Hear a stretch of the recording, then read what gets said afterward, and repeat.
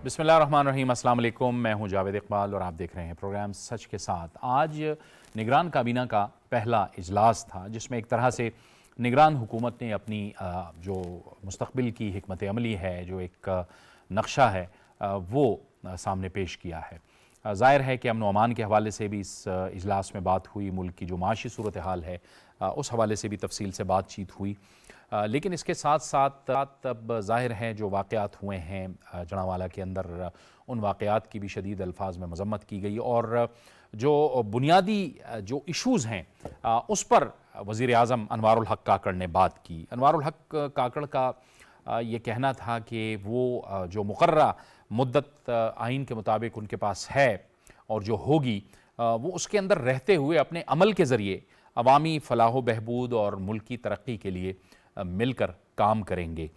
इसके साथ साथ उनका ये भी कहना था कि जो 9 मई के वाक़यात हुए हैं और जिस तरह जो रियासत की जो निशानियां हैं उन पर जो हमला किया गया है वो भी किसी सूरत काबिल क़बूल नहीं है और जो लोग भी इसमें मुलव्विस थे उनको कैफ़िर किरदार तक पहुँचाया जाएगा। इसके साथ साथ उन्होंने मजहबी हमआहंगी की ज़रूरत पर ज़ोर दिया और उनका ये भी कहना था कि शिद्दत पसंदी को किसी सूरत भी इजाज़त नहीं दी जाएगी। जहाँ तक मईशत का ताल्लुक़ है, इस हवाले से भी उन्होंने अपने ख़यालात का इजहार किया और उनका ये कहना था कि जो मुल्की और गैर मुल्की जो इदारे हैं उनके साथ जो कमिटमेंट की गई है, जो वादे किए गए हैं, उन वादों को भी हर सूरत में पूरा किया जाएगा। लिहाजा इसके साथ साथ ये बात भी अब सामने आ रही है कि ज़ाहिर है निगरान हुकूमत के पास जो है वो एक महदूद मैंडेट होता है आइन के मुताबिक, कानून के मुताबिक।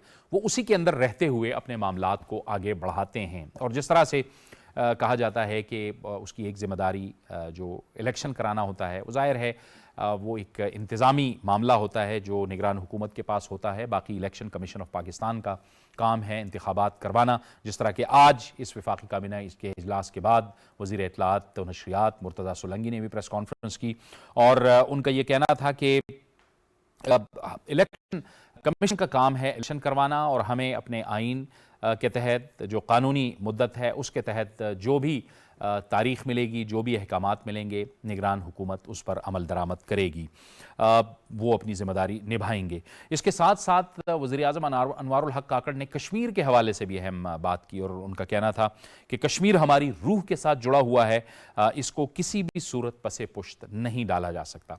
तो आज हम अपने इस प्रोग्राम में बात करेंगे कि जो निगरान हुकूमत है उसके सामने चैलेंजेस क्या हैं और आइन और कानून के दायरे के अंदर रहते हुए वो मामलात को और अवामी जो फलाह व बहबूद के मामलात हैं उनको कैसे आगे बढ़ा सकती है। इसके लिए इस वक्त हमें ज्वाइन कर रहे हैं स्टूडियो सीनियर सहाफ़ी और तज्ज़ियाकार फ़ारूक फैसल ख़ान।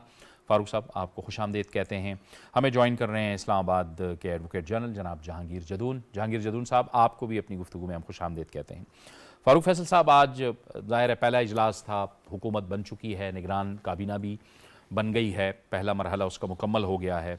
क्या आपने देखा है जो एक बॉडी लैंग्वेज सामने आई है और जो बातें वज़ीर आज़म ने की हैं, वज़ीर इत्तलाआत ने की हैं? देखिए, आपने अपने बड़ा जामे और कम्प्रीहेंसिव इंट्रो दिया है और उसमें मौजूदा हुकूमत के चैलेंजेस और उनके पास जो मुख्तसर वक्त है उसमें क्या क्या कुछ करना है।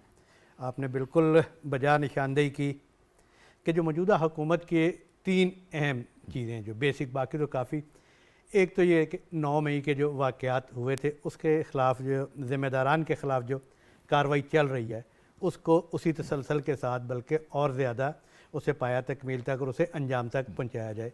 दूसरा मईशत का मैदान है कि कमज़ोर मईशत थी, IMF के साथ माहिदा हुआ था, जितना अरसा वो निगरान हुकूमत मौजूद है वो उस माहिदे के मुताबिक मामलात को लेके आगे चले जिनके लिए उसके साबिक़ गवर्नर स्टेट बैंक जो है वो उसको देख रही हैं।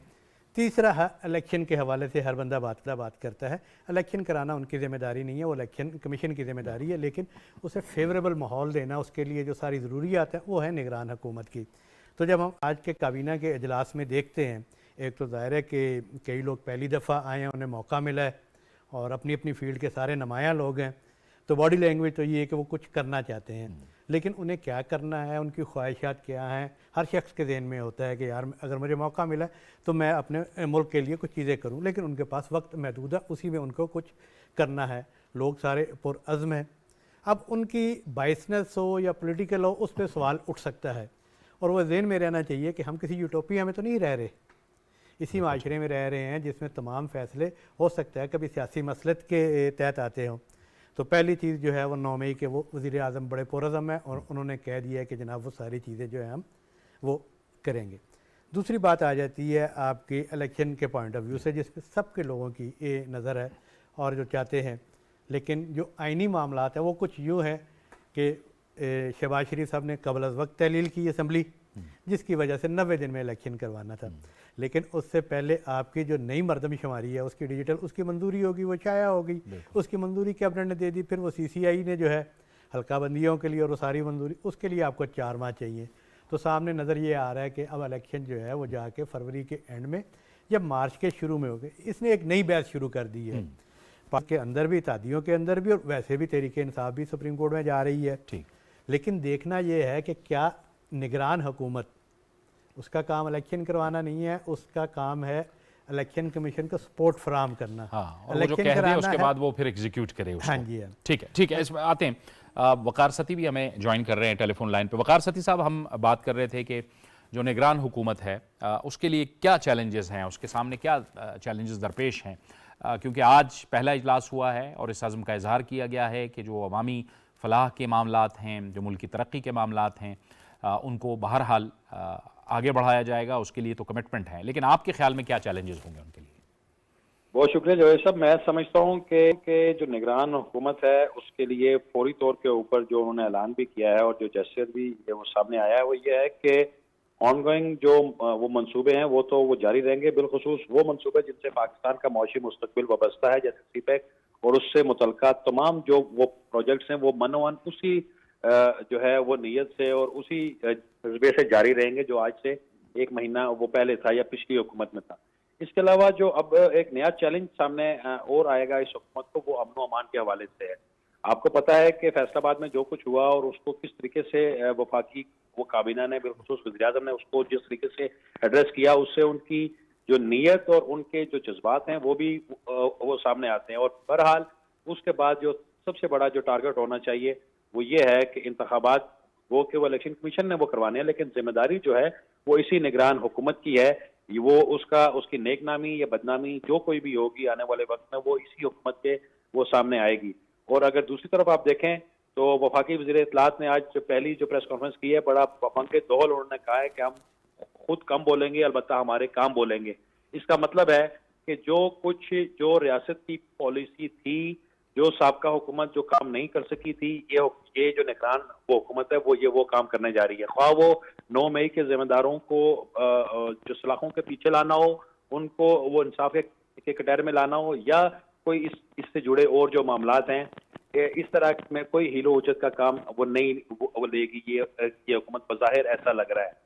اس کے علاوہ جو قانونی معاملات ہیں، جو آئینی معاملات عدالتوں میں وہ چل رہے ہیں، اس سارے وہ چیز کو لے کے اس کو بھی پوری نیک نیتی اور خلوص نیتی کے ساتھ اس کو لے کے آگے بڑھا جائے گا۔ دوسرا میں یہ سمجھتا ہوں کہ اب یہ کہنا کہ الیکشن کب ہوں گے کب نہیں ہوں گے، یہ تھوڑی سمت کا تعین کل الیکشن کمیشن نے وہ خود کر دیا ہے، اور اب یہ 90 دن والی بات بظاہر تو ہمیں اس وہ نظر نہیں آتی، اور اگلا سال کا جو پہلا ابتدائی 2-4 مہینے ہیں اس میں الیکشن ہوتے نظر آ رہے ہیں۔ اور دوسرا یہ ہے کہ اب یہ دیکھنا ہے کہ مارچ کا کیا ہوگا، پھر اگر الیکشن نہیں ہوتے تو مارچ میں جو سینٹ آدھی خالی ہو رہی ہے اس کا کیا کریں گے، پھر جو صدارتی انتخاب آپ کا ہونا ہے وہ بھی ڈیو ہے، اس کا کیا کریں گے۔ تو بہت ساری معاملات ہیں، لیکن نگران حکومت جو ہے وہ فوکس کر رہی ہے اکانومی کے اوپر، امن و امان کے اوپر، اور اس چیزوں کے اوپر وہ لے کے اس کو آگے بڑھے گی۔ ٹھیک ہے، آپ ہمارے ساتھ رہیے۔ ہم جائیں گے جہانگیر جدون صاحب کی طرف۔ جہانگیر جدون صاحب، آپ فرمائیے گا کہ ظاہر ہے الیکشن، یہ جو اسمبلیاں وقت سے پہلے تحلیل ہوئیں، اس کے نتیجے میں 90 روز کے انتخابات کا معاملہ آیا، لیکن اس کے ساتھ ساتھ ہی پھر مشترکہ مفادات کونسل نے متفقہ طور پر وہاں پر یہ فیصلہ ہوا کہ ظاہر مردم شماری کی وہاں پہ منظوری دی گئی، اور اس کے نتیجے میں پھر اب الیکشن کمیشن آف پاکستان نے یہ کہا ہے کہ نئی حلقہ بندیاں ہوں گی۔ اب یہ جو سارے معاملات ہیں، کچھ جو سابق اتحادی ہیں وہ کہہ رہے ہیں کہ الیکشن وقت پہ ہونے چاہیے، لیکن ظاہر ہے اب معاملہ الیکشن کمیشن نے بھی صاف کر دیا ہے کہ 90 روز میں تو ہوتے دکھائی نہیں دے رہے، لیکن دوسری طرف بھی ظاہر ہے کہ ایک کانسٹیٹیوشنل ضرورت ہی ہے جس میں جو اکثر سیاسی جماعتیں ہیں ان کا یہی کہنا تھا، بلکہ تمام کا ہی، کہ جو ظاہر ہے نئی ڈیجیٹل مردم شماری ہوئی ہے تو اسی بنیاد پہ ہی حلقہ بندیاں ہونی چاہیے، اس کے بعد انتخابات میں جانا چاہیے. یہ دیکھیں ابھی جو معاملہ ہے کنٹروورشل بنتا جا رہا ہے. آج پاکستان بار کونسل نے بھی کہہ دیا جی الیکشن 90 ڈیز میں ہو. تمام جتنی بار کونسل ہے، بار ایسوسیشن ہے، یہ بھی اس پہ آگے آ کے ایک پوائنٹ پہ متفق ہو رہی ہیں جی 90 ڈیز میں الیکشن ہونے چاہیے. اصل میں جو انسرٹینٹی ڈالی جا رہی ہے وہ یہ سمجھتے ہیں کہ شاید یہ ابھی تو مردم شماری کا بہانہ بنا لیں، لیکن ہو سکتا ہے فروری میں بھی الیکشن آئے تو پھر کیا کریں گے. تو اس وجہ سے ذرا زیادہ فوکس کا وہ لوگ زیادہ کنسرنڈ ہو گئے ہیں کہ جی الیکشن جو ہے اگر ایک دفعہ زیادہ ڈیلے ہو گئے تو پھر تو کوئی بھی حکومت آئے گی تو اس کو جتنا مرضی آگے لے جائے، کوئی بہانہ بنا کے. تو اس میں جو کانسٹیٹیوشنل ریکوائرمنٹ ہے تو اس میں کوئی شک نہیں ہے، 90 ڈیز ہے. اگر اسمبلی جو ہے پریزیڈنٹ ڈیزالو کرتا ہے اور اگر مدت جو ہے خود پوری کرتی ہے وہ 60 ڈیز ہے. تو بعض جماعتوں کا بھی آج میں نے بیان سنا ہے، وہ بھی کہتی ہے کہ ہم تو کہہ رہے تھے الیکشن جلدی سے جلدی ہو اور ود ان دا ٹائم ہو، لیکن چونکہ مردم شماری جو ہے انہوں نے اناؤنس کر دیا. مردم شماری کے اندر بھی طرح طرح کی کانسٹیٹیوشنل ایشو آ رہے ہیں. بیسیکلی مردم شماری کے اندر جو آرٹیکل 51 کا سب آرٹیکل 5 ہے، اس میں تو یہ ہے کہ جب مردم شماری ہو جاتی ہے تو سیٹ جو ہے نا وہ بڑھ جائے گی. اس میں ڈی لمیٹیشن کا تو لفظ ہی نہیں لکھا وہ کانسٹیٹیوشن کے اندر. آئینی میں یہ لکھا ہے کہ آپ جب مردم شماری ڈیفینیٹلی اگر کریں گے تو اس کو جب نوٹیفائی ہو جائے گی تو پاکستان کے اندر جو گروتھ ریٹ ہے یا آبادی کے بڑھنے کا تناسب اس سے یہ لگ رہا ہے کہ آبادی بڑھے گی. تو جب آبادی بڑھتی ہے تو پھر سیٹ زیادہ ہو جاتی ہے قومی اسمبلی کی، اس حساب سے پروونس کو پھر سیٹ ڈسٹریبیوٹ کی جاتی ہیں. اب یہ حکومت یہ کوئی ایک منطق ہے کہ کہتے ہیں سیٹیں تو نہیں بڑھاتے ہم، لیکن ہم ڈی لمیٹیشن جو ہے وہ صوبہ میں کرنا چاہتے ہیں. یہ تھوڑا سا ڈی لمیٹیشن کا لفظ کانسٹیٹیوشن کے اندر نہیں ہے، وہ الیکشن ایکٹ میں ہے کہ اگر آپ سینسس نوٹیفائی کرتے ہیں تو پھر آپ کو ڈی لمیٹیشن کرنی پڑتی ہے.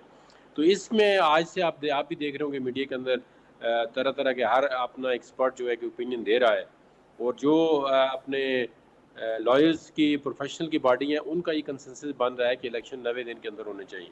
کیونکہ اگر دیکھو نا ایک بات تو تھوڑا سا جو لگتی ہے لوگوں کو اور یہ اس میں جان ہے کہ اگر انہوں نے ڈی لمیٹیشن یا اپنا سینسس نوٹیفائی کرنا ہی تھا یا فیصلہ کرنا تھا تو یہ 2-3 مہینے پہلے کر لیتے، سارا جنریٹ ہی ختم ہو جاتا. اگر ڈی لمیٹیشن بھی انہوں نے کرنی ہوتی تو الیکشن جو ہے وہ اگر 90 ڈیز کی بجائے 60 ڈیز کی بجائے 90 ڈیز میں جاتے ہو 2-3 مہینے ان کو مل جاتے. یہ سارا بالکل جو ہے نہ کوئی آئینی بحران پیدا ہوتا، نہ کوئی طرح طرح کی باتیں ہوتی. اب گورنمنٹ جا رہی ہے اور اس سے 7 دن پہلے جو ہے ہم نے کہا جی ہم چلو جی اس کو اپنا نوٹیفائی کر دیتے ہیں مردم شماری کا. کیونکہ مردم شماری تو کب کی کمپلیٹ ہو چکی تھی، مئی کے اندر اس کا رزلٹ آ چکے تھے. مئی کے اندر، مئی کے بعد آپ دیکھیں جون جولائی اگست، تو یہ آپ جون کے پہلے ہفتے میں بھی کرتے تھے، جون جولائی اگست سپٹمبر تک یہ کام مکمل ہو چکا ہوتا. اور لیٹ سے اکتوبر نومبر میں الیکشن ہو جاتے، اور الیکشن بھی اپنے ٹائم میں کانسٹیٹیوشن ہو جاتے اور ڈی لمیٹیشن بھی. حالانکہ آئین کے اندر آپ دیکھیں نا اگر سیٹیں نہیں بڑھانی ہے تو ڈی لمیٹیشن کیا مطلب ہے. پھر ایک یہ کانسٹیٹیوشنل ریکوائرمنٹ پیدا کرتے ہیں کہ کیونکہ 2017 والی جو سینسس ہے اس پہ اگلا یہ والا الیکشن تو ہو ہی نہیں سکتا. بھائی یہ والا الیکشن اگر نہیں ہو سکتا تو پھر اس کے لیے آپ پہلے کوئی سوچتے جی کہ اس کا کیا حال ہے، یا سپریم کورٹ میں ریفرنس ڈائل کر دیتے. لیکن آپ کو لگتا ہے اپنا جہانگیر جدون صاحب کہ آگے چل کے ہو سکتا ہے جس طرح سے وضاحت آئی گزشتہ روز بھی اس حوالے سے، آگے چل کے یہ جب بحث مزید بڑھے گی تو اس پر بھی کوئی ایک پوزیشن آ جائے گی پھر الیکشن کمیشن آف پاکستان کی؟ نہیں، الیکشن کمیشن تو دیکھو انہوں نے اپنی آج کل پوزیشن دے دی ہے. انہوں نے اسکیجول ڈی لمیٹیشن کا کر کے انہوں نے کہا جی یہ 4 مہینے 16/12 کے 15/12 انہوں نے لاسٹ ڈیٹ دے دی کہ جب تک اس کی ڈی لمیٹیشن بھی ہو جائے گی، ان کی ریپرزنٹیشن ہوگی، آبجیکشن ہوں گے، وہ بھی ہم سارے فائنلائز کر کے تو دسمبر مڈ تک کر دیں گے. تو اس کا مطلب ہے ہم دسمبر مڈ تک کرتے ہیں، 60 ڈیز کے اندر ہوں گے یا تو فروری میں الیکشن جو ہے ان کے مطابق ہو جانی چاہیے. لیکن ایک مطلب تسلسل اگر ایک دفعہ الیکشن لیٹ ہو گیا تو پھر تھوڑا نہیں، پھر ہمیشہ کے لیے کانسٹیٹیوشن پرابلم کریٹ ہو جائیں گی. پھر تو کوئی حکومت آئے گی کہ جی فلان تاریخ پہ آپ نے الیکشن لیٹ کر دی، ان وجوہات کی وجہ سے اب ان وجوہات کی وجہ سے لیٹ ہو جائے گا. چلیں آپ پریسیڈنٹ کی بات کر رہے ہیں کہ پریسیڈنٹ سیٹ ہو یہ جائے نہیں گا. ہونا چاہیے، اس میں پھر پرابلم آئینی بحران پیدا ہو جاتا ہے. ٹھیک. فاروق فیصل صاحب آپ بتائیے کہ جس طرف ہم بات کر رہے ہیں کہ بظاہر آج کی تاریخ میں تو ہمیں کہیں بھی نہیں لگ رہا کہ جو کہا گیا ہے 90 روز اور اس کے بعد ظاہر الیکشن کمیشن نے کہا ہے 4 ماہ چاہیے حلقہ بندیوں کے لیے، اس کے بعد پھر ہم الیکشن میں جائیں گے. تو یہ جو افواہ ہے، جس طرح کے غیر یقینی کی صورتحال پیدا کی جاتی ہے، جہانگیر جدون صاحب نے بھی جس کا ذکر کیا، یہ کون لوگ ہوتے ہیں جو اس قسم کی غیر یقینی کی صورتحال کی بات کرتے ہیں؟ بظاہر تو ہمیں نہیں لگ رہا. یہی سوال میں آپ سے بھی پوچھوں گا، وقار صاحب سے بھی، کہ یہ کون لوگ ہو سکتے ہیں پھر اس طرح کے؟ देखिए जो मौजूदा सिस्टम में या जो मौजूदा सिस्टम आया था, जैसे लग रहा है जिनको उससे कोई फ़ायदा नहीं होने वाला, तो वो ये सारी मुबाहिस का आगाज़ वगैरह करवाते हैं। बेसिक चीज़ सबका इस चीज़ पर कंसेंसस है कि भाई इलेक्शन ज़रूरी है। इलेक्शन आइन के मुताबिक 90 रोज़ में ज़रूरी है, लेकिन फिर उसी आइन के तहत जो फिर हम बैक टू स्क्वायर वन पे आ जाएंगे। और मेरा ख़्याल है कि एक जमात जो है वो सुप्रीम कोर्ट में भी चली गई है। वक्त आ गया है कि सुप्रीम कोर्ट में बैठे हमारे सीनियर जजेस जो हैं, और जजेस में से आज भी एक मोहतरम जज जस्टिस मंसूर साहब ने भी जो है वो गुफ्तगू की है या रिमार्क्स दिए हैं कि चीज़ें फुल कोर्ट के ऊपर, जो चीज़ें हमारी एक साल पहले बात हुई, जो लोग मुतालबात कर रहे थे, अदालत उज़्मा से दरख्वास्तें कर रहे थे, अंदर से बेंचेस कर रहे थे, जैसे अभी भाई कह रहे थे कि बार काउंसिल जो है वो इकट्ठी हो रही हैं, तो ये सारी बार काउंसिल्स ने भी एक दफ़ा ये मौक़िफ़ भी और सारों का ये मुतालबा रहा है कि ये जो हल तलब मामलात हैं जिससे कशीदगी पैदा होती है, जिससे इल्ज़ाम तराशियाँ पैदा होती हैं, जिससे मुल्क की मैशत जो है वो डीरेल होती है, ये सारे मामलात अगर फुल कोर्ट बैठ के सुन ले तो ज़्यादा बेहतर है, वो फ़ैसला कर ले। बदकिस्मती है कि जो माजी में फ़ैसले होते आए हैं, जो माजी में फ़ैसले किए गए हैं, जो हुकूमतें अब जो हुकूमत गई है वो शाकी रही है सुप्रीम कोर्ट से कि उनके ख़िलाफ़ एक तरफ़ा फ़ैसले होते रहे हैं और कानून को और आइन को और सारे प्रोसीजर को फॉलो नहीं किया गया। तो ये सारी चीज़ें जो है, मैं आप जितने मर्ज़ी बहस कर लें, बाकी भी सब लोग बयानात देंगे, अपनी अपनी तशरीह करेंगे, लेकिन फ़ाइनल वर्डिक्ट जो है, जो आइन की तशरीह करनी है, वो सुप्रीम कोर्ट ने ही बिलाखिर करनी है। और मुझे ऐसा लगता है कि ये फ़ैसला वहीं पर होगा। आप परसों की एक मुलाकात जो है चीफ़ इलेक्शन कमिश्नर जो हैं वो चीफ़ जस्टिस ऑफ पाकिस्तान से मिल चुके हैं, उन दोनों के दरमियान क्या बात हुई ना मैं उसका कोई अंदाज़ा कर सकता हूँ ना आप कर सकते हैं, लेकिन उसके बाद जो इलेक्शन कमीशन ने अपना अलामिया जारी किया डिलिमिटेशन के पॉइंट ऑफ व्यू से और अपने के उसका क्या उसकी टाइमलाइन होंगी, उसमें वाज़ेह है कि शायद चीफ़ इलेक्शन कमिश्नर जो हैं वो चीफ़ जस्टिस साहब के सामने आइनी पोजीशनें सारी रख चुके हैं। अब चूँकि आइन की तशरीह का मामला है, मेरी ख्वाहिश कुछ और हो सकती है, आपकी कुछ और हो सकती है, बाकी पार्टिसिपेंट्स की कुछ और हो सकती है। ये फ़ैसला बिल आखिर जो है ये फुल कोर्ट से नीचे का एक तजिया कार के तौर पे जो है, एक स्टूडेंट के तौर पे मैं ये कह सकता हूँ कि फुल कोर्ट बिल आखिर जो है वो बुलानी पड़ेगी, क्योंकि आज के बेंच में भी वही जो है कि जो वो जो प्रोसीजर एंड प्रैक्टिस एक्ट जो है पार्लियामेंट ने पास किया था कि भी आपने सुप्रीम कोर्ट ने कैसे आपने बेंच लगाना है, कौन से लोग फैसला करेंगे, कौन सा सुओ मोटो होगा, उसको जो है रोका गया हुआ है। तो बात जो है फैसला कुन जो है ना वो वहाँ पर होगा। ठीक है जी, वकार सती साहब आप बताइएगा कि कौन हो सकते हैं जो इस किस्म की बातें करते हैं, क्योंकि हमें बज़ाहिर तो लगता नहीं है जो पोजीशंस हैं पाकिस्तान पीपल्स पार्टी की, मुस्लिम लीग नून की, जमीयत उलमा इस्लाम की, जो दीगर छोटी बड़ी जमातें हैं, अहम जमातें हैं, वो बिल्कुल इंतखाबात में क्यों कर ताख़ीर चाहेंगी और क्यों कर वो चाहेंगी कि कोई निगरान सेटअप मौजूद हो और वो एक तवील चले, लेकिन ये जस्ट एक प्रोपेगेंडे के तौर पे इसको बहरहाल फ्लोट किया जाता है हमेशा से। जवाहर साहब देखिए, जब जो साबका हुक्मरान इत्तेहाद था उसने बाहम मुशावरत से अपनी मुद्दत से कुछ दिन पहले असम्बली जो है वो तहलील किया और दानिस्ता तौर के ऊपर 90 रोज़ तक उसको लेके जाने की जो हिकमत अमली है वो बनाई है। लेकिन बदकिस्मती देखें कि कल का जो पीपल्स पार्टी का एटीट्यूड है, जो उनकी स्टेटमेंट्स हैं और जो उनके जिम्मेदारान कह रहे हैं वो कुछ और कह रहे हैं। कल बबंगे दोहल पीपल्स पार्टी ने ये ऐलान किया है कि इंतखाबात में ताख़ीर नहीं होनी चाहिए, और मैं तो उससे यही समझाऊं, जो आप और मैं और हम सब जो ये बात कर रहे हैं कि कोई भी इसको सपोर्ट नहीं करेगा, लेकिन एक तबका उसको ये भी कह रहा है कि पीपल्स पार्टी तो कह रही है कि आप 90 रोज तक भी ना जाएं और आप जो डीलिमिटेशन है उसको भी आप वो बहाना ना बनाएं और वो अगली हुकूमत पे छोड़ दें। अब चूंकि ये कानूनी या आईनी वो इशू है, मैं उसके ऊपर तो मैं बात नहीं करूंगा। अलबत्ता एक और जो एलिमेंट है वो पॉलिटिक्स का वो ऐसा मौजूद है कि वो उसको अपनी जो खोई हुई साख है या जो मसनूई वो साख थी उसको दोबारा बहाल करने के लिए या जिंदा करने के लिए ये इस तरीके की बातें कर रहा है, शोशे उड़ा रहा है। अब वो जो गैर मुल्की सुफरा हैं उनसे भी मुलाकातें वो लोग वो कर रहे हैं और इस चीज़ को अपनी वो सियासत का जरिया बना रहे हैं कि इंतखाबात अपने जो वक्त पे हों। इसके साथ साथ आप देखें तो इन्हीं लोगों की सपोर्ट में और इन्हीं लोगों की जो लॉबिंग है बाहर, उसको लेके तो बाहर के जो लोग हैं वो भी अब वो स्टेटमेंट्स वो ये दे रहे हैं। हालांकि ये खालिस्तान हमारा दाखिली मामला है और कोई भी अदारा और कोई भी शख्स ये नहीं चाहता कि इलेक्शन वो डिले हों। हर बंदा, हर अदारा और हर जमात जो है سوائے کچھ کے وہ اس پہ وہ خلوص نیت سے کام کر رہے ہیں کہ جو مسائل ہیں جو معاملات ہیں وہ حل کر کے اور بالکل آئین کے تحت کانسٹیٹیوشن جو کہتا ہے اس کے تحت کے انتخابات وہ بر وقت ہوں اور صاف اور شفاف ہوں. اس کے بعد جو بھی حکومت آئے آ کے وہ اپنی مرضی سے اپنی پالیسی بنائے, اپنی اسٹریٹجی جو ہے وہ بنائے. لیکن بدقسمتی سے لوگ اور کچھ ایسی ایلیمنٹس کچھ وہ سیاسی جماعتوں کے اندر ایسے موجود ہیں جو یہ چاہتے ہیں کہ اس چیز کو ہوا بنایا جائے اور ایک وہ پریشر جو ہے وہ کریٹ کیا جائے.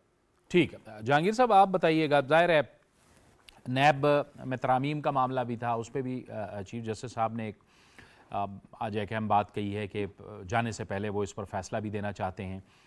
یہ بھی ایک اہم معاملہ ہے. دوسری طرف جسٹس منصور علی شاہ صاحب نے بھی فل کورٹ کے حوالے سے بات کی ہے. ہم نے دیکھا ہے کہ گزشتہ اتحادی جو حکومت تھی وہ بھی درخواست کرتی رہی تھی کہ ایک اجتماعی دانش ہو معزز عدلیہ کی, وہ آ کے بیٹھیں اور جو بڑے فیصلے ہیں جو کہ بہرحال بہت سے سیاسی معاملات بھی ہوتے ہیں وہ بھی سیاسی جماعتیں لے کے عدالت میں چلی جاتی ہیں اور وہ ان پر بھی بوجھ ڈال دیا جاتا ہے اور پھر بعد میں سیاسی جماعتوں کے لیے بھی مسائل بنتے ہیں. جہانگیر صاحب آپ سے جی اب دیکھیں اس طرح یہ جو فل کورٹ والا معاملہ یہ بالکل ٹھیک ہے. اب جس طرح ابھی یہ الیکشن کا ایک کانسٹیٹیوشن جو ہے اس میں چیزیں آ رہی ہیں جی, تو اس میں فل کورٹ بیٹھ کے اگر یہ فیصلہ کر دیتی ہے کہ فلانی تاریخ کو الیکشن ہو تو وہ سب کو ایکسیپٹیبل ہوں گے across the board. Election commission بھی اس کا پابند ہوگا اور جتنے بھی ادارے ہیں سوال ہی نہیں پیدا ہوتا کہ کوئی ادھر سے ادھر ہو جائے. لیکن آپ دیکھیں نا ایک 2 جج یا 3 جج ایک قسم کا بینچ بنتا جائے گا, وہی کوئی فیصلہ کر دیں تو اس کے اکراس دا بورڈ لوگوں کو پھر ٹرسٹ نہیں رہتا. وہ کہتے ہیں جی سیم قسم کے بینچ بن رہے ہیں. اور جب بھی سپریم کورٹ کے اندر خود سپلٹ آتی ہے, میرے پرسنل ویو میں یہ جو الیکشن کے پی کے اندر پنجاب کے اندر بھی لیٹ ہوئے ہیں, یہ بیسیکلی سپریم کورٹ کے اندر سپلٹ نہ ہوتی تو یہ نہ لیٹ ہوتے, ٹائم پہ ہو جاتے. وہ جو بھی وقت سپریم کورٹ پوری کہتی کہ اس الیکشن اس ٹائم میں کرا وہ ہو جاتے الیکشن. ابھی یہ دیکھیں نا سپریم کورٹ کے اندر ہی جب ایک میسج نہیں جائے گا, اندر سے ہی سپلٹ ہے. اور وہ جس طرح آج جب میں خود موجود تھا سپریم کورٹ میں, ایک معزز جج صاحب جو ہے منصور شاہ صاحب, انہوں نے کہا جی اس سے معاملے کو بغیر فل کورٹ سنیں.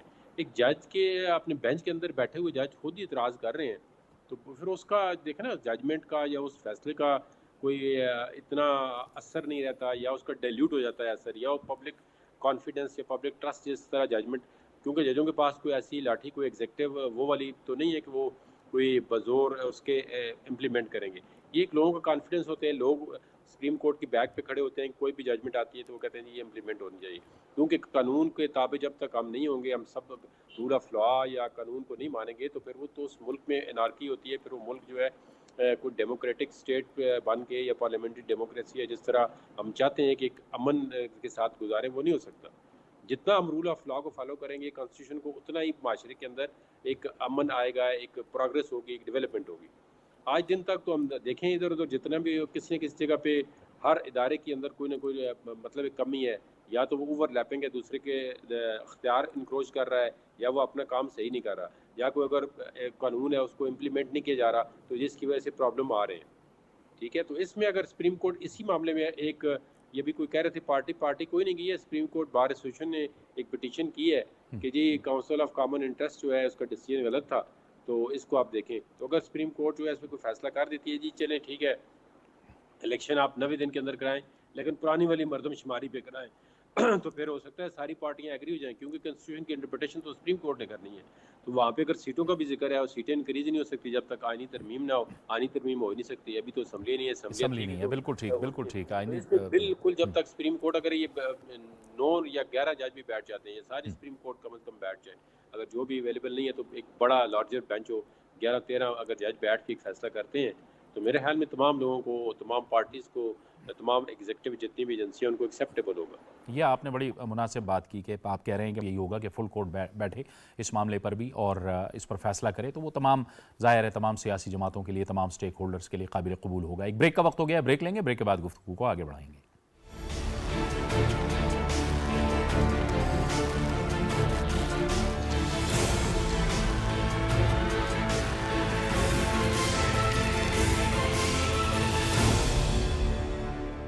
پروگرام میں ناظرین ایک بار پھر آپ کو خوش آمدید کہتے ہیں, گفتگو کو آگے بڑھاتے ہیں. فاروق فیصل صاحب وہی, جہانگیر صاحب بھی وہی بات کر رہے تھے کہ بہتر یہی ہے, مناسب یہی ہے کہ فل کورٹ بیٹھے اور اس حوالے سے کوئی فیصلہ سامنے آئے تو ظاہر ہے سب سٹیک ہولڈرز کو، تمام سیاسی قوتوں کو، تمام سیاسی جماعتوں کو یہ قابل قبول ہوگا. لیکن آن گراؤنڈ جو سچویشن ہے وہ تو ظاہر ہے الیکشن کمیشن نے بتا بھی دی ہے.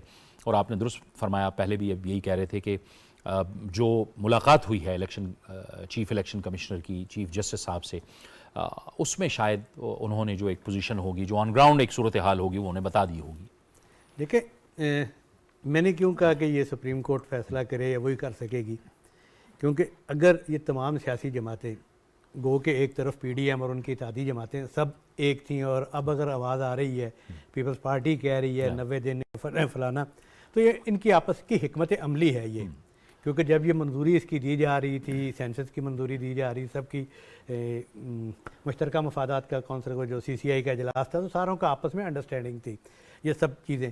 اب پی ٹی آئی وہ جائے گی سپریم کورٹ میں، انہوں نے اناؤنس کیا، یا کوئی اور چلے جائے گا، تو اٹس مین کہ میٹر جو ہے وہ کورٹ میں چلا جائے گا. اور الیکشن کمیشن کی پوزیشن جو ہے بالکل واضح ہے، وہ کہتے ہیں جی میں آئین پر عمل کرتا ہوں. جب آپ نے انہیں نئی سینسز کی جو لسٹ پکڑا دی تو پہلے تو وہ حلقہ بندی کروائے گا نا. اب اگر اس الیکشن کمیشن کو وہ انڈے اور مرغی کے کھیل میں لگا دیا جائے تو وہ ممکن نہیں ہے کہ پہلے کون آیا کون نہیں آیا. پہلے پروسیجر یہی بنے گا کہ پہلے حلقہ بندی ہوگی، اس کے بعد الیکشن ہوگا. اب آیا وہ سارے پروسیس جو ہے وہ 90 دن میں ہو سکتا ہے دونوں یا نہیں، یہ تو نہیں ہو سکتا. اب اس کا فیصلہ پھر وہ سپریم کورٹ کرے گی. اور چونکہ پیچھے سارے معاملات جو ہے وہ سپریم کورٹ جو سپلٹ نظر آئی ہے ہمیں اس میں، تو وہی اور اس میں جسٹس منصور صاحب نے آج کہہ دیا اشارتاً پیش بندی کرتے ہوئے کہ چیزیں جو ہیں وہ آپ فل کورٹ کی طرف لے کے فل کورٹ سنیں. اور اگر وہ نہیں سنتے تو باقی اب چیف جسٹس جو موجودہ چیف جسٹس ہیں انہوں نے 16 تاریخ کو ریٹائر ہو جانا ہے، تو باقی دن رہ گئے ہیں سارے 28 دن میں سے بھی 5-6 دن جو ہیں آپ کے وہ نکل جائیں گے چھٹیوں کے اور ساری چیزوں کے اور پروسیجرز میں. ورکنگ ڈے ان سب چیزوں میں اگر آپ جیسے انہوں نے کہا جی مجھے شرمندگی ہوگی اگر میں نیب کیس میں فیصلہ نہ کر سکا، تو جسٹس منصور صاحب ترمیم کا فیصلہ نہ کر سکا، تو انہوں نے کہا جی فل کورٹ بنائیں اور تب یہ چیزیں آگے چلیں گی. تو ان کو پروسیجرل جو ہے انہیں اپنے ساتھیوں سے جو ہے نا کافی رکاوٹوں کا سامنا کرنا پڑے گا. بہتر ہوگا کہ اپنی اناؤں کے خول سے باہر نکلیں سب لوگ. سب الیکشن چاہتے ہیں تو فیصلہ بالآخر جب گھر میں کوئی مسئلہ ہوتا ہے تو گھر کے بڑے کرتے ہیں نا، اور اسی طرح جب ریاست ہے، ریاست کے معاملات ہیں تو عدالت نے حل کرنے ہوتے ہیں. اگر کوئی ڈسپیوٹ ہو جائے تو سپریم کورٹ کے چیف جسٹس اور باقی بھی سارے جسٹس صاحبان جو ہیں اگر کسی کی انا ہے اس سارے معاملے میں تو اس انا کے خول سے نکلیں. معذرت خواہوں کہ اگر اس میں توہین عدالت ہو جائے، لیکن چونکہ یہ 24 کروڑ عوام کا جو لوگوں کا مستقبل جو ہے وابستہ ہے، امیدیں ہیں کسی 1 2 4 5 بندے کی نہیں ہے، 24 کروڑ عوام کی جو ہے وہ وابستہ ہیں امیدیں. بالکل اسی طرح نگران سیٹ اپ چلتے جائیں گے. اب دیکھیں نگران حکومت آئی ہے، اس کے چیلنجز کوئی اور تھے. انہیں ایک فیصل آباد کا جڑا والا ایک ثانیہ جو پیش آ گیا، اور اس نے پاکستان کو کئی سال پیچھے چھوڑ دیا ہے. اور یہ ایسا دبا لگوایا ہے جس بدبختوں نے بھی یہ کیا ہے، وہ کئی سال کیا پاکستان کے چہرے سے اتر نہیں سکتا. جب ہم دوسرے ممالک کے حوالے سے بات کرتے ہیں کہ وہاں پہ یہ ہوتا ہے، وہاں پہ یہ ہوا، تو ہم وہ ساری تصاویر اور وہ ساری فوٹیج استعمال کرتے ہیں نا، تو اس کو بھی تو استعمال کیا جائے گا.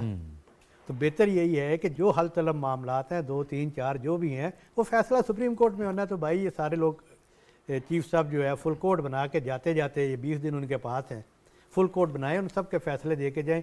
نہ وہ خود شرمندہ ہو، نہ عدلیہ شرمندہ ہو، اور نہ پاکستان کے 24 کروڑ عوام شرمندہ ہوں، اور ان کو آگے بڑھنے کا کوئی موقع مل سکے. بالکل ٹھیک ہے. وقار صاحب، ہمیں تو ظاہر ہے امن و امان، معیشت کے حوالے سے بڑے چیلنجز کا سامنا تھا، لیکن یہ جو فیصلہ آباد میں واقعہ ہوا، افسوسناک واقعہ ہوا، پوری دنیا میں ایک طرح سے پاکستان کو امبیرس کرنے کی کوشش کی گئی ایک ایسے وقت میں کہ اب سے چند دن پہلے ہم نے ملک کے اندر اقلیتوں کا قومی دن منایا ہے قائد اعظم محمد علی جناح کی فرمودات کی روشنی میں.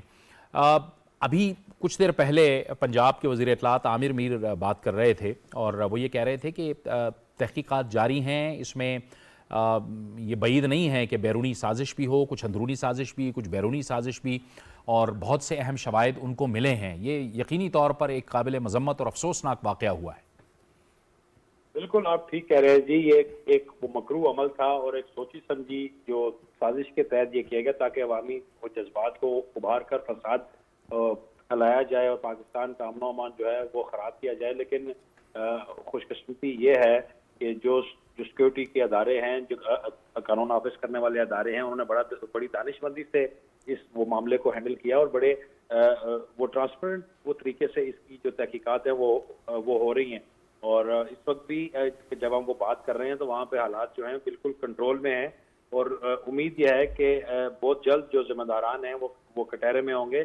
اور یہ کوئی پہلی دفعہ نہیں ہوا، اس سے پہلے بھی جب بھی پاکستان میں کوئی اکانومی اس کی گرو کرنے لگتی ہے، کوئی تھوڑا سا پاکستان اپنے وہ پیروں پہ وہ کھڑا ہونے کے لیے جیسے ہی کوئی سٹیپ لیتا ہے یا آگے بڑھتا ہے، تو کہیں نہ کہیں کسی نہ کسی طریقے سے دشمنان پاکستان جو ہیں وہ نشانہ بنانے کی کوشش کرتے ہیں اور پاکستان کا امن و امن وہ جو خراب کرنے کی کوشش کرتے ہیں.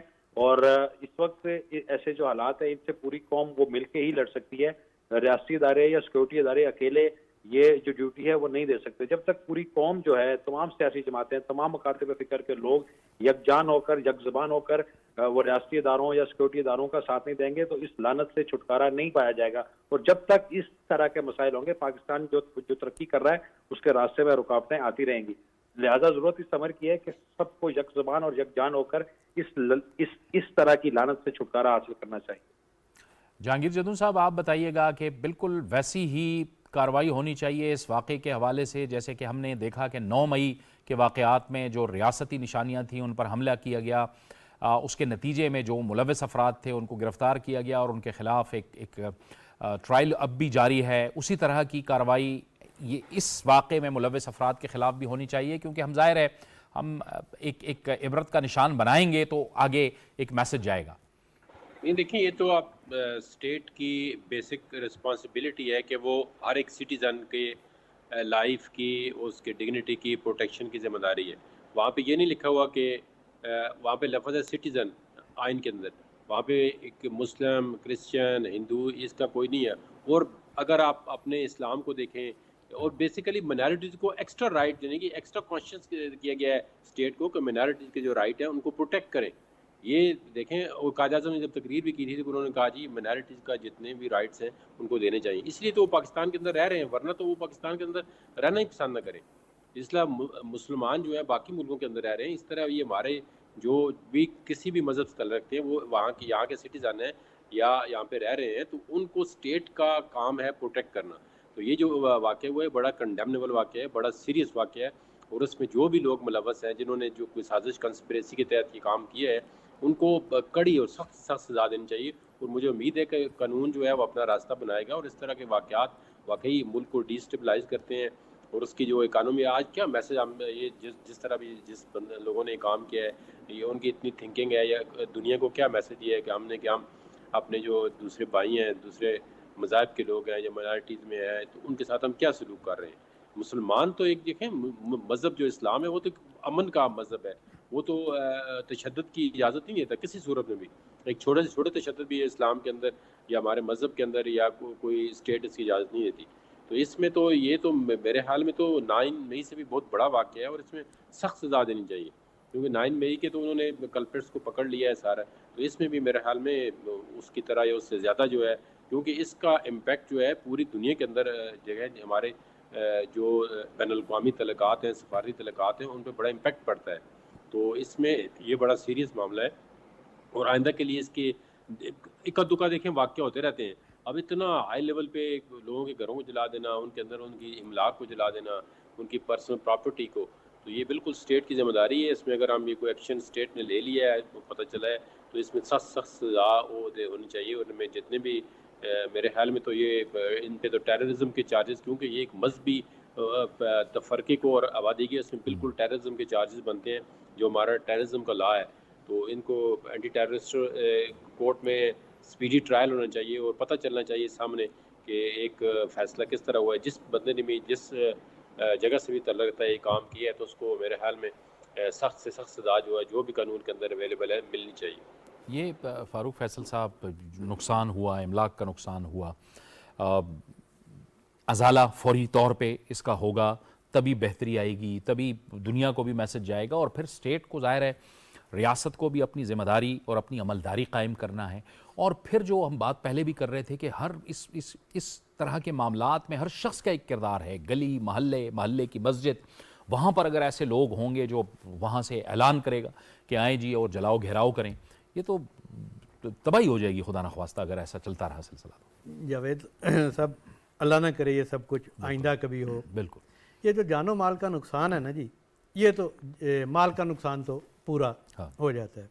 अल्लाह ना करे ऐसा कोई नहीं हुआ कि माल जान का नुकसान हो। बिल्कुल। लेकिन सर जो आपके मुल्क का, आपके मज़हब का, जिस आपके दीन का जिसकी आप पैरवी करते हैं, उसकी जो धब्बा लगा है, वो जो इमेज आपका जो है, वो जो मस्ख हुआ है, वो आपके फौरी कोई इकदाम, या अगर उनके घर बहाल कर दिए जाते हैं, घर अच्छे बना दिए जाते हैं, उनका कंपनसेशन दे दिए तो वो दूर नहीं हो सकता। देखें ये भी जो भाई इन लोगों ने भी ये जब 47 में हर बंदे ने ऑप्ट किया ना, उसने किस मुल्क में रहना है। जैसे मुसलमान इधर है, यहाँ से गैर मुस्लिम भी तो जा सकते थे। मैं जल्दी से एक जी, प्लीज़। आपकी कलामी की मादरत, एक ब्रेक का वक्त हो गया है, एक ब्रेक लेता हूँ, फिर यहीं से गुफ्तगू का आगाज़ करेंगे। एक ब्रेक लेंगे और ब्रेक के बाद गुफ्तगू को आगे बढ़ाएंगे।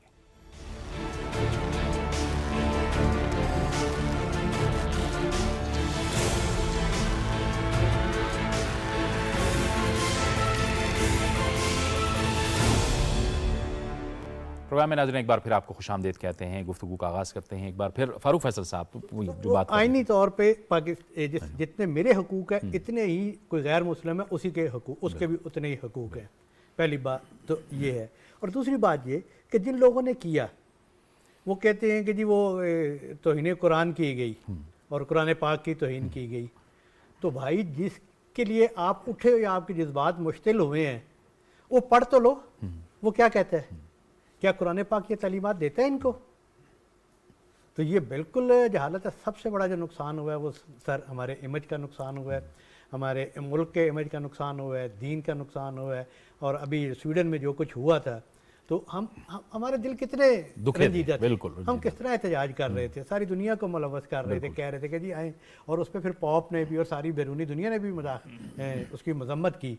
और बड़ा अच्छा हुआ है कि लोग जो जा रहे हैं उधर चर्चिज में और जाके इज़हार यकजहती कर रहे हैं। बिल्कुल जी माजरत भी कर रहे हैं। कराची के गनी साहब जो पहले वजीर थे, फिर जमात इस्लामी हाफिज साहब, वो मौलवी ताहिर अशरफी साहब, लेकिन हम इनसे बड़े जो उलमा हैं, जो बड़ी सियासी जमातें हैं और सियासी कायदीन हो, चाहे वो मजहबी कायदीन हो, मजहबी जमात हो, सबको जाना चाहिए अपने भाइयों के पास। देखिए वो हम सब एक हैं। आपका परचम क्या, वाइट रंग की जो पट्टी है वो किस चीज़ की निशानी ज़ाहिर करती है।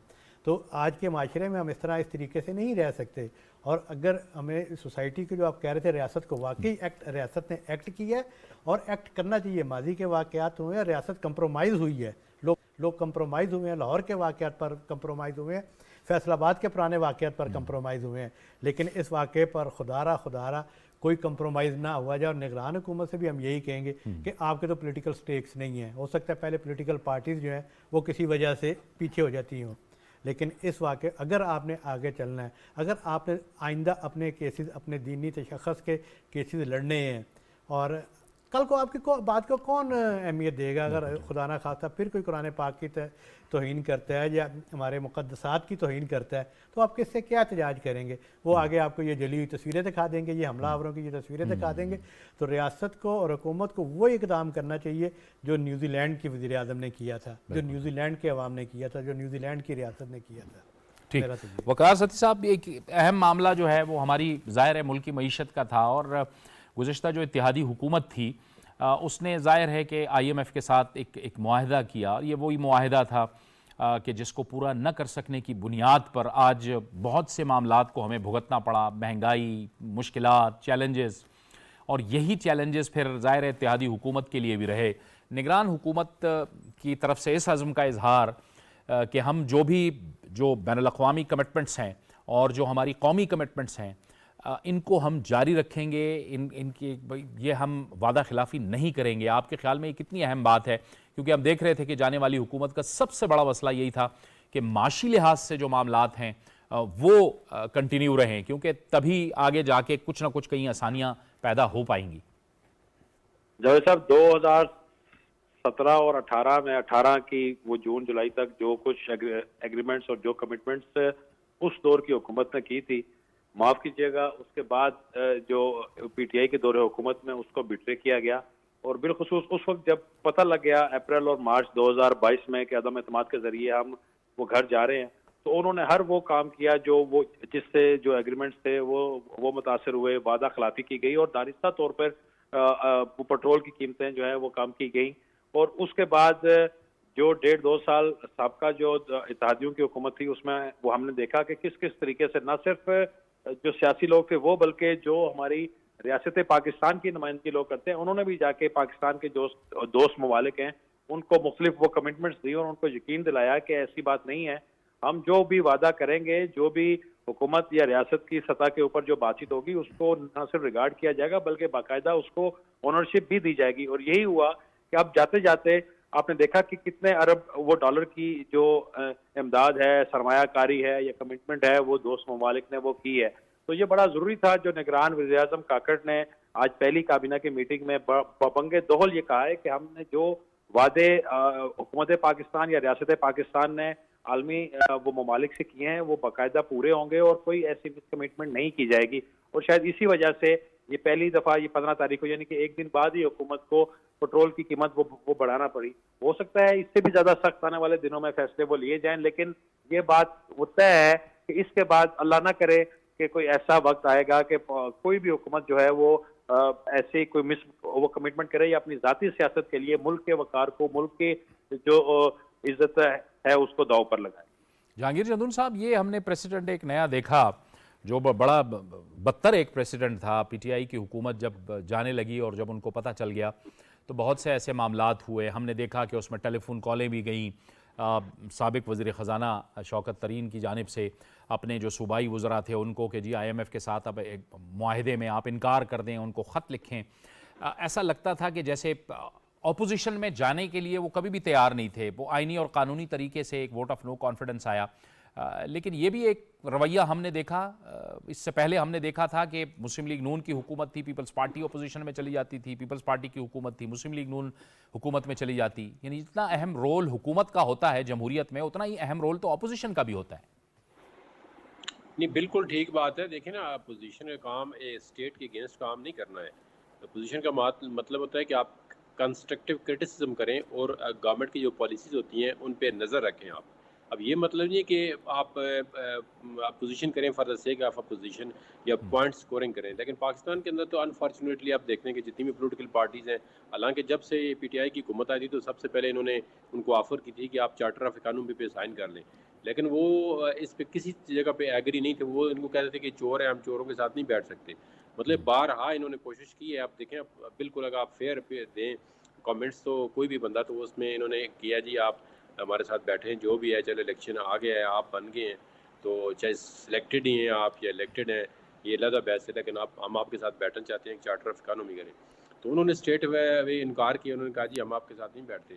پھر دیکھیں چور کر کے نعرے لگا کے پھر اکانومی کا کیا اشر ہوا۔ پھر پاکستان 2018 کے اندر دیکھیں نا، یہ بالکل ایسا انالیسس ہے کچھ بندہ اس کا جواب ہی نہیں ہے۔ بالکل وہاں پہ اس وقت کے جو حالات تھے الیکٹڈ گورنمنٹ کو کس طرح ہٹایا گیا، لیکن سب سے بڑا مسئلہ یہ ہے نا کہ جو ہٹانے والے لوگ ہوتے ہیں ان کو سزا نہیں ملتی۔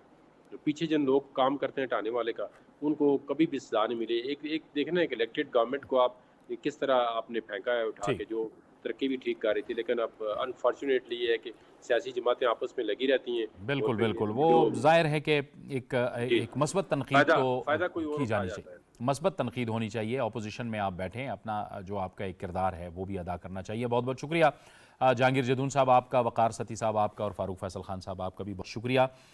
ظاہر ہے کہ اب نگران حکومت ہے اور بات ہو رہی ہے انتخابات کی، تو جو بھی ظاہر ہے قانون کے مطابق اس کو وقت دیا گیا ہے، جو وقت ان کے پاس ہے، آج اسی عزم کا انہوں نے اظہار کیا کہ اسی وقت کے دوران وہ عوامی خدمت کو اپنی ترجیح میں رکھیں گے، اور آئندہ آنے والے جو انتخابات ہیں جس کا فیصلہ ظاہر ہے الیکشن کمیشن آف پاکستان نے کرنا ہے، اس کے جو ظاہر ہے ایگزیکیوشن ہے، اس میں جو ایک آئینی اور قانونی کردار ہے حکومت کا وہ اسے ادا کرنا ہے۔ جاوید اقبال کو اجازت دیجیے، اللہ حافظ۔